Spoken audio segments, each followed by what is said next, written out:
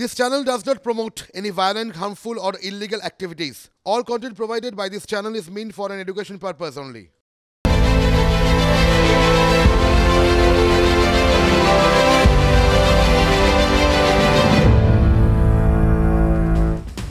Special রিপোর্টের সময় এখন রাম রাম দুগ্গা দুগ্গা। আপনি ভাবতেই পারেন শুরুতেই বিদায়ের সুর কেন? আসলে শুভ কাজে কেউ বেরোলে আমরা অনেকেই বলে থাকি রাম রাম দুগ্গা দুগ্গা। দেখুন, বাজেটের আগে বক্তব্য শেষ করতে গিয়ে ধন্যবাদ না বলে মোদি বললেন রাম রাম। নতুন ট্রেন্ড। देश की वित्त मंत्री निर्मला जी हम सबके सामने बजट पेश करने वाली है। सर्वस्पर्शी विकास हो रहा है, सर्वांगीण विकास हो रहा है। ये यात्रा जनता जनार्दन के आशीर्वाद से निरंतर बनी रहेगी। इसी विश्वास के साथ फिर आप सभी को मेरा राम राम। রাম রাম শুধু সম্বোধন নয়, প্রধানমন্ত্রীর মুখের আজকের এই শব্দবন্ধ আদতে আগামী দিনের রাজনীতি কোন শব্দবন্ধে আবর্তিত হবে? রামের সেন্টিমেন্টই যে 2024-এর লোকসভা নির্বাচনকে সম্পূর্ণভাবে নিয়ন্ত্রণ করতে চলেছে তা প্রধানমন্ত্রীর আজকের বক্তব্য বুঝিয়ে দিয়েছে। বক্তব্য শেষের সম্বোধন পথ নির্দেশিকা সম্পূর্ণভাবে স্পষ্ট করে দিয়েছে। রাম রামের কথায় ছিলাম। রাম রাম করেই কি আজ শুরু হলো দিনের এজেন্ডা? বুঝলেন না?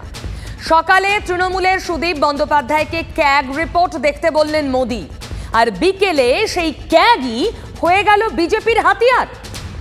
বিজেপির কেন্দ্রের নেতা গৌরব ভাটিয়া দলের লাইন মেনেই 1 পয়েন্ট নিশানা করলেন মমতাকে, বললেন mother of all scam. Banerjee जो कि बात करती हैं मां माटी मानुष, और उसी प्रदेश से आज मदर ऑफ ऑल स्कैम्स, सबसे बड़ा भ्रष्टाचार सामने आ रहा है। গৌরবকে যোগ্য সঙ্গত করলেন সুকান্ত মজুমদার। মমতার বঞ্চনার অভিযোগের পাল্টা ক্যাগে দেখানো দুর্নীতির খতিয়ান তুলে ধরলেন বিজেপির বাংলার সভাপতি। ক্যাগ যে রিপোর্ট লোকসভাতে পেশ করেছে 2021-এর মার্চ পর্যন্ত, তাতে পশ্চিমবঙ্গ সরকার, তৃণমূল কংগ্রেস পরিচালিত পশ্চিমবঙ্গ সরকার মানুষের প্রায় 2 লক্ষ কোটি টাকা তার ধাঁধলি করেছে, 2 লক্ষ কোটি টাকা চুরি করেছে। মমতার ধর্নার হুঁশিয়ারির পাল্টা ধর্নার কথা বললেন বিজেপির রাজ্য সভাপতি।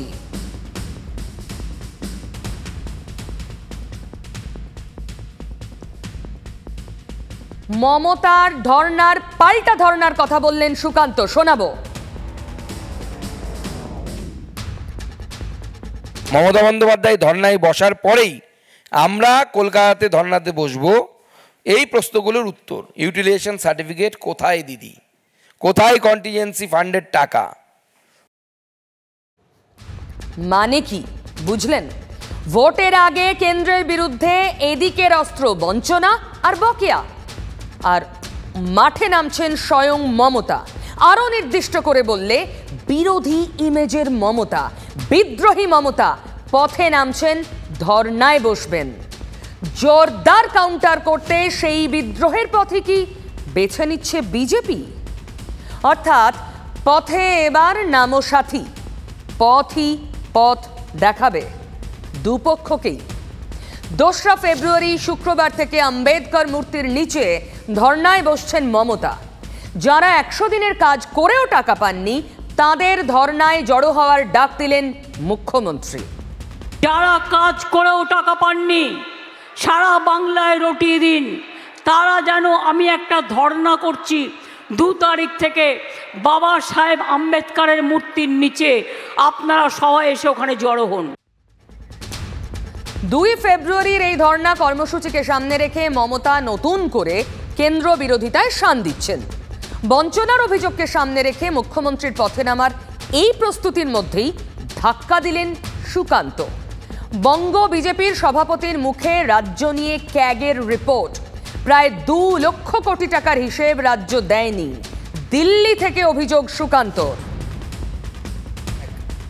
যে রিপোর্ট লোকসভাতে পেশ করেছে 2021 মার্চ পর্যন্ত, তাতে পশ্চিমবঙ্গ সরকার, তৃণমূল কংগ্রেস পরিচালিত পশ্চিমবঙ্গ সরকার মানুষের প্রায় 2 লক্ষ কোটি টাকা তার ধাঁধলি করেছে, 2 লক্ষ কোটি টাকা চুরি করেছে, হিসেব দিতে পারেনি ক্যাগ বারবার বলা সত্ত্বেও। যে টাকা খরচ করেছে কিন্তু তার ইউটিলাইজেশন সার্টিফিকেট নেই, সেটা হচ্ছে 1.95 লক্ষ কোটি টাকা।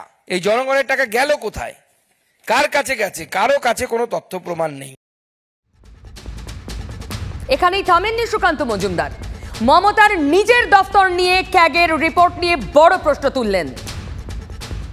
1400 কোটি টাকা, সেই টাকা তার কন্টিজেন্সি হিসেবে ব্যবহার হয়ে গেছে।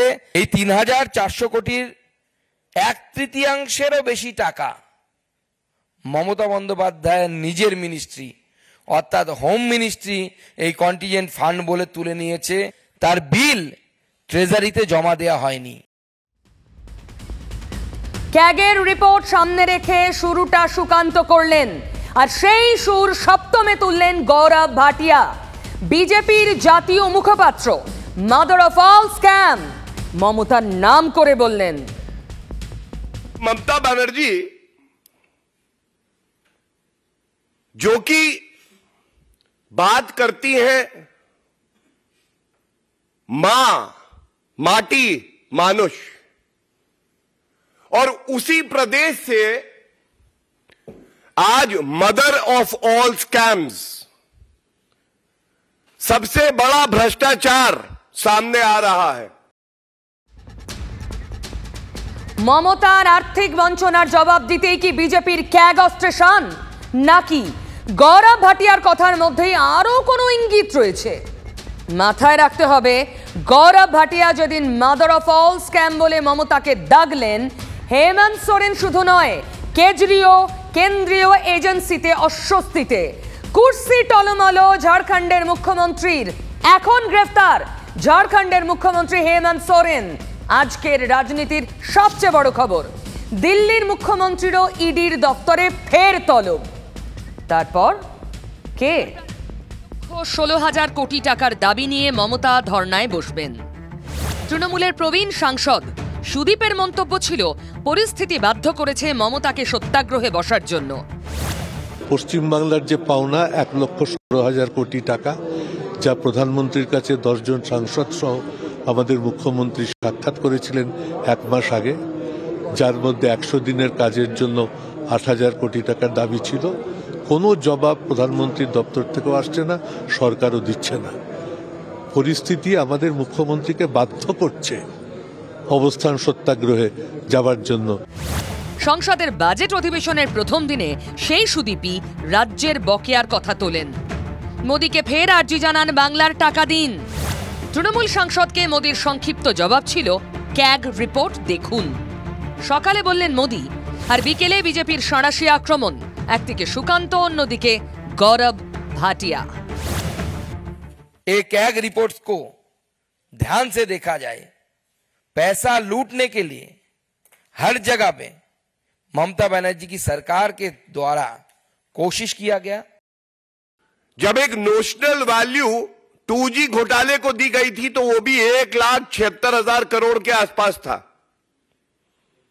तब कांग्रेस की भ्रष्टाचारी सरकार केंद्र में थी और पश्चिम बंगाल एक प्रदेश से 2 लाख करोड़ रुपए से ज्यादा का घोटाला हो जाता है। Why shouldn't we call it the mother of all scams? শুনলেন তো, রাজ্যের তছরূপের গুরুত্ব বোঝাতে গৌরব 2G কেলেঙ্কারির তুলনাও টেনে আনলেন। জবাবটা দিলেন মুখ্যমন্ত্রীও। কারা আছে এখন? আর তুমি সিএজি রিপোর্ট তুমি জানো যে পার্লামেন্টে অ্যাসেম্বলিতে অডিট হয়, অ্যাসেম্বলির কমিটি সিএজি রিপোর্ট দেখে, এটা মাথায় রেখে পাবলিক অ্যাকাউন্টস কমিটি প্রত্যেকটা রিপোর্ট দেখে, যারা পাবলিক অ্যাকাউন্টস কমিটির মেম্বার। পিএসসিতে অবশ্যই আলোচনা হবে, সেটা কেউ মানা করেনি, এবং আমাদের পিএসসিতে কিন্তু বিরোধী দলের নেতাই আছে। আপনারা পিএসসির কথা বলছেন, পশ্চিমবঙ্গের পিএসসি সম্পর্কে জানেন তো? আপনারা নিজের দলের বিধায়কদেরকে নিয়ে পিএসসি খুলেছেন, মুকুল রায়, কখনো কৃষ্ণ কল্যাণী। তাহলে লোকসভার আগে শাহের বলে যাওয়া হীরক রানী ন্যারেটিভকেই প্রতিষ্ঠিত করার দিকে এগোচ্ছে বিজেপি। দেখুন, বিজেপির বিরুদ্ধে এই রাজনৈতিক প্রতিহিংসার অভিযোগ শুধু তো এই রাজ্যের তৃণমূলের নয়, শুধু মমতা ব্যানার্জির নয়, অবিজেপি শাসিত সমস্ত রাজ্যের নেতাদের তো একই কথা। গ্রেফতার হলেন হেমন্ত সোরেন। এই মুহূর্তের আজকের দিনের সবচেয়ে বড় খবর, একজন সিটিং সিএম মুখ্যমন্ত্রীর কুর্সিতে থাকাকালীন গ্রেফতার হলেন হেমন্ত সোরেন। চলুন, আমার সঙ্গে রয়েছেন আমার সহকর্মী জ্যোতির্ময় কর্মকার, আমি ওর সঙ্গে কথা বলি এটা নিয়ে। হেমন্ত সোরেনের গ্রেফতার হওয়া, তারপর পরবর্তী চম্পাই সোরেনের নাম উঠে আসা। হেমন্তের কল্পনা কাজে লাগলো না, সেটা আলাদা বিষয়, কিন্তু এটা কি কোনো বার্তা, খুব বড় কোনো অশনি সংকেত জ্যোতির্ময়?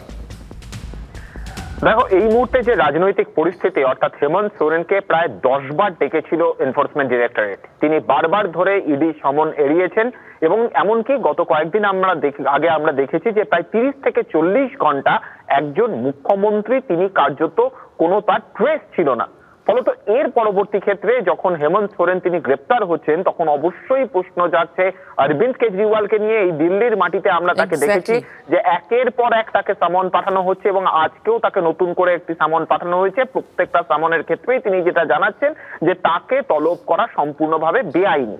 এবং শুধুমাত্র চাপ কিন্তু এখানে নয়, আমরা দেখছি তেজস্বী যাদব, লালু প্রসাদ যাদব, তাদেরকে প্রত্যেকদিন ডাকা হচ্ছে। অভিষেক বন্দ্যোপাধ্যায়, তার একটা সুপ্রিম কোর্টের রক্ষা কবচ রয়েছে, শুধুমাত্র কোথায় তাকে ডাকা যাবে তা নিয়ে, কিন্তু তাকেও একাধিক কেসে বারবার ধরে কেন্দ্রীয় তদন্তকারী এজেন্সি ডাকছে। ফলত আজ হেমন্ত সোরেনের ক্ষেত্রে যে ঘটনা ঘটছে, অন্যান্য বিরোধী নেতা এবং যখন একজন সিটিং মুখ্যমন্ত্রী গ্রেপ্তার হয়ে যাচ্ছেন, তখন অত্যন্ত গুরুত্বপূর্ণ বার্তা অবশ্যই বিরোধী দলের অন্যান্য নেতাদের বিরুদ্ধে, যাদের বিরুদ্ধে করাপশনের চার্জ রয়েছে। যদি আমার সঙ্গে থাকো, আমি এক্ষুনি আসবো। পরবর্তী মুখ্যমন্ত্রী হতে চলেছেন ঝাড়খণ্ডের চম্পাই সোরেন। তিনি ক্যামেরার সামনে মুখ খুলেছেন, শুনুন। विधायक दल के नेता के रूप में चंपाई सोरेन को हम लोगों ने चुन लिया है। महामहिम राज्यपाल महोदय से निवेदन करने आए हैं कि उनको ओथ कराएं। চম্পাই সোরেন মুখ্যমন্ত্রী হচ্ছেন, সেই বার্তাটা দিলেন অন্য এক বিধায়ক। কিন্তু আমি আবার জ্যোতির্ময়ের কাছে যাব। জ্যোতির্ময়, ঠিক ক্রোনোলজিটা যদি আমরা দেখি, সকালবেলায় ক্যাগ রিপোর্ট দেখালেন বাংলার সুদীপ বন্দ্যোপাধ্যায়কে নরেন্দ্র মোদী, বিকেলবেলায় ক্যাগের ডেটা তুলে ধরলেন Sukanta Majumdar, mother of all scam বললেন গৌরব ভাটিয়া। তার কয়েক ঘন্টার মধ্যে গ্রেফতার হলেন একজন সিটিং সিএম। পরপর ক্রোনোলজি সাজালে এই সিঁদুরে মেঘটা তো ক্রমশ বেশি লাল হচ্ছে, তাই না? দেখো, আর প্রায় 13 থেকে 14 ঘন্টা বাকি দেশের অন্তর্বর্তীকালীন বাজেট পেশ হতে, বা লোকসভা নির্বাচনের আগে শেষ বাজেট পেশ হতে। আজকে যখন সংসদের অধিবেশন শুরুর আগে প্রধানমন্ত্রী তিনি সাংবাদিকদের সামনে কথা বলছিলেন, একটা বিষয় তিনি স্পষ্ট করে দিয়েছেন। গত 5 বছর ধরে বছরে 4টি করে সংসদের অধিবেশন বসে, কিন্তু প্রত্যেকটা অধিবেশনের আগে প্রধানমন্ত্রীর এই বক্তব্যকে আমরা দেখেছি সৌজন্যের মোড়কে থাকতো, এবং তিনি বিরোধীদের বারবার ধরে আবেদন করতেন যেন সুষ্ঠুভাবে হাউস চালানো হয়। কিন্তু আজকে তার বক্তব্যের মেজাজ ছিল সম্পূর্ণভাবে আক্রমণাত্মক। তার কারণ একটাই, সামনে লোকসভা নির্বাচন, এবং এই লোকসভা নির্বাচনের লড়াইয়ের ক্ষেত্রে কোনো পক্ষকে কসুর করবে না। এবং প্রধানমন্ত্রী যে মেজাজটা সকালে বেঁধে দিয়েছেন, আজ সকালের পর থেকে প্রত্যেকটা ঘটনার ডেভেলপমেন্ট কিন্তু সেই মেজাজটাকেই কার্যত বাস্তবায়িত রূপে বারবার ধরে দেখেছে। তা এই ক্যাগ রিপোর্ট হতে পারে পশ্চিমবঙ্গের ক্ষেত্রে, বা হেমন্ত সোরেনের গ্রেপ্তার হতে পারে। বিজেপি একটি ন্যারেটিভ তৈরির চেষ্টা করছে যে এই মুহূর্তে দাঁড়িয়ে এই সরকার অবশ্যই সাধারণ মানুষের জন্য উন্নয়নের সরকার। এবং একদিক থেকে যদি আমরা রাম মন্দিরের প্রসঙ্গটা নিই, হিন্দুত্বের সেন্টিমেন্ট, দ্বিতীয়ত হচ্ছে সামাজিক ন্যায়, অর্থাৎ সাধারণ মানুষের জন্য যা যা প্রয়োজন প্রত্যেকটা কেন্দ্রীয় প্রকল্পের মাধ্যমে সেই সাধারণ মানুষের প্রয়োজনীয়তা নিশ্চিত করা হচ্ছে। অপর দিক থেকে বিরোধীরা তারা ছন্ন ছাড়া শুধু নয়, তারা দুর্নীতিগ্রস্ত, এই ন্যারেটিভটা প্রতিষ্ঠা করা হচ্ছে। প্রত্যেক দিন এক একজনকে ডাকা, প্রত্যেক দিন এক একজনকে সামন করা এবং একজন সিটিং মুখ্যমন্ত্রী গ্রেপ্তার হয়ে যাওয়া, এই পুরোটাই কিন্তু এই মুহূর্তে জনমানসে একটা অবশ্যই বড় প্রভাব ফেলছে এবং বিরোধীরা অবশ্যই তার পাল্টা ফায়দা তোলার তারা চেষ্টা করবেন। কেন্দ্রীয় বা এজেন্সিকে রাজনৈতিক উদ্দেশ্যে প্রণোদিত ভাবে ব্যবহার করার চেষ্টা, এই বার্তা তারা তুলবেন অবশ্যই সেটা সময়। জ্যোতির্ময়, তার মানে আমরা দেখতে পাচ্ছি একদিকে যদি রামলালা থাকেন, তার সঙ্গে যদি ডেভেলপমেন্ট ইস্যু হয়ে থাকে এই ভোটের, অন্যতম ইস্যু দুর্নীতি, সেটা শাসকেরও যেমন, মানে কেন্দ্রীয় সরকারের বিজেপির ক্ষেত্রেও যেমন, বিরোধীদের ক্ষেত্রেও তেমন। কি করে তারা কমব্যাট করবেন তার রূপরেখাটাও তৈরি করতে হবে। একদমই, দেখো এক্ষেত্রে কিন্তু একটা বিষয়ের দিকে অবশ্যই মাথায় রাখতে হবে, তা হচ্ছে বিরোধীরা প্রথম যখন তারা ঐক্যবদ্ধ হয়, তারা যে কটা কমন ইস্যুকে সামনে রেখেছিলেন তার মধ্যে অন্যতম ছিল এই ধরনের কেন্দ্রীয় এজেন্সিকে ব্যবহার করা। এই মুহূর্তে ভারতের তথাকথিত রাজনীতিতে প্রত্যেকটা বিরোধী দল এবং বিরোধী দলের নেতার বিরুদ্ধে বিজেপি কোনো না কোনো স্ক্যামের অভিযোগ এনেছে এবং প্রত্যেক মুখ্যমন্ত্রীর বিরুদ্ধেই কিন্তু এই ধরনের কোনো না কোনো অভিযোগ রয়েছে, অর্থাৎ বিরোধী মুখ্যমন্ত্রীদের বিরুদ্ধে। ফলত এটা একটা গুরুত্বপূর্ণ ন্যারেটিভ হিসেবে আগামী দিনে অবশ্যই সামনে আসবে। একদম জ্যোতির্ময়, অনেক ধন্যবাদ তোমাকে। আমি আবার পরে তোমার কাছে ফিরবো। খুব খুব গুরুত্বপূর্ণ হেমন্ত সোরেনের গ্রেফতার, খুব গুরুত্বপূর্ণ শুধু ঝাড়খণ্ডের জন্য নয়, গোটা দেশের সমস্ত অবিজেপি রাজ্যের জন্য। খুব ক্লিয়ার মেসেজ কি, এই প্রশ্ন আজকের দিনে জোরালো হচ্ছে। এবার আসছি এ রাজ্যের অন্য এক রাজনৈতিক বাঁকের কথায়। বাঁকই বটে, দীর্ঘদিন রাজনৈতিকভাবে তো তাকে দেখাই যায়নি সক্রিয় হয়ে। তা নিজের দলের প্রবীণ নবীন বিতর্ক হোক কিংবা কেন্দ্রের বঞ্চনা, শুভ্রাংশুর কথা বলছি, মুকুল পুত্র শুভ্রাংশু রায়। মুকুলের মতো তিনিও আড়ালেই চলে গিয়েছেন। প্রকাশ্য রাজনীতির সাথে পাঁচে না থাকা সেই শুভ্রাংশু আজ আচমকাই বাড়িতে সাংবাদিকদের ডাকলেন। শীত ঘুম ভাঙলো নাকি? স্বভাবতই জল্পনা তৈরি হলো। কি এমন হলো শুভ্রাংশুকে সাংবাদিক বৈঠক করতে হচ্ছে? জল্পনার অবসান করলেন শুভ্রাংশুই। শিল্পাঞ্চলে শ্যাম না কুল রাখির দ্বন্দ্বে অর্জুনের পাশে দাঁড়ালেন মুকুল পুত্র। অর্জুনদা সাংগঠনিক লোক, অর্জুনদার সাথে আমার কিছু কিছু বিষয়ে মতবিরোধ ছিল, বা আছেও বা থাকবেও। তাই বলে তাকে আমি অসম্মান করব? দল তাকে প্রার্থী করেছিল, দল তাকে বিধায়ক করেছিল, তাই বলে তাকে আমি অসম্মান করতে পারি না। তার সাংগঠনিক ক্ষমতাকে আমি নিচু করতে পারি না। কংগ্রেস করতে 2016-তে কংগ্রেস সিপিএমের হয়ে ভোট চেয়ে বেরিয়েছে। জগদ্দলের বিধায়ক শ্যাম অর্জুনের দ্বৈরথকে কেন্দ্র করে ব্যারাকপুরে স্পষ্টতই তৃণমূলে আড়াআড়ি বিভাজন। দলের শীর্ষ নেতৃত্বের নির্দেশ উপেক্ষা করে লাগাতার অর্জুনকে বিঁধে চলেছেন শ্যাম। জগদ্দলের বিধায়ক শ্যামের সঙ্গে সুবোধ অধিকারী, বীজপুরের বিধায়ক। মঙ্গলবারও প্রকাশ্য মঞ্চে দুই বিধায়কের নিশানায় অর্জুন। আমাদের একের পর এক তৃণমূল কংগ্রেসের কর্মী খুন হতে চলেছে, আর আপনি এক পা রেখেছেন তৃণমূল কংগ্রেসে নিজেকে বাঁচাবার জন্যে, আর একটা পা রেখেছেন বিজেপিতে নিজের ছেলেকে রেখে আপনি সেখানে নিজেকে রেখে দিয়েছেন।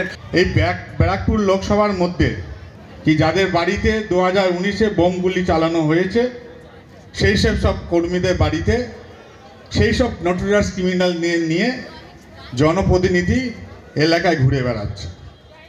তাকে আমি সাবধান করতে চাই। আপনি কি করে জানবেন যে তৃণমূল কংগ্রেসের জন্য কে রক্ত ঝরাচ্ছে, তৃণমূল কংগ্রেসের জন্য কে পতাকা নিয়ে এগোচ্ছে? আপনি তো জানেন না। কেন? আপনার সাথে যারা ঘোরে তারা হচ্ছে সেই বিজেপি। বিজেপি ছাড়া আপনার সাথে তৃণমূল কংগ্রেসের 2019-এর একটা কর্মীও আপনার সাথে ঘোরে না। আবারও আমি সাবধান করতে চাই কি আবার যদি আপনি এই কাজ করতে যান, তাহলে বীজপুরের মানুষ কিন্তু রাস্তায় নেমে প্রতিবাদ করবে।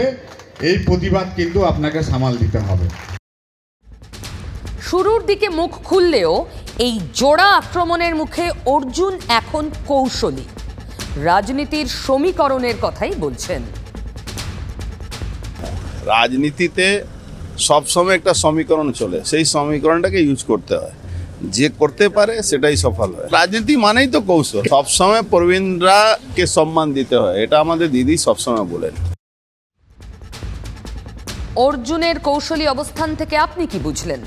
অর্জুন কি বুঝছেন? কোনো এক সমীকরণ ধরে এগোচ্ছেন শ্যাম আর সুবোধ। তাই মমতার সুরেই প্রবীণের গুরুত্বের কথা তাকে মনে করাতে হয়। আর মুকুল পুত্র তো দ্বিধাহীনভাবে বললেন, অর্জুনের সাংগঠনিক ক্ষমতাকে অস্বীকার করতে পারি না। বুঝিয়ে দিলেন এই কাদা ছোড়াছুড়ির খেলায় সাফার করছে দল, দলীয় কর্মীদের মধ্যে খারাপ প্রভাব পড়ছে। এক সমীকরণে এগোতে গিয়ে শ্যাম সুবোধরা কি সেটাই বিলকুল ভুলে বসেছেন? দেখুন, আমাদের কারোর সন্দেহ আজকের দিনে নেই, মমতা বন্দ্যোপাধ্যায় এই মুহূর্তে দলের রাশ নিয়েছেন। অভিষেক ব্যানার্জি নিজে ক্যামেরার সামনে বলছেন, আমি ধর্ণা তুলতে চাইনি, দলনেত্রী বলেছিলেন তাই তুলেছি। দলনেত্রী বলছেন তিনি নিজে ধর্ণায় বসবেন, তিনি নিজে হাঁটছেন, আচমকা হাঁটছেন। দল কন্ট্রোল করছেন সুপ্রিমো নিজে, মমতা নিজে। সুতরাং এখন দলে এটাই পথ। বিভিন্ন নেতারা, অর্জুন থেকে শুরু করে মুকুল পুত্র, ভালো করে বুঝে গেছেন। তাই কি শীত ঘুম ভেঙে উঠে আচমকা অর্জুনের পাশে শুভ্রাংশু?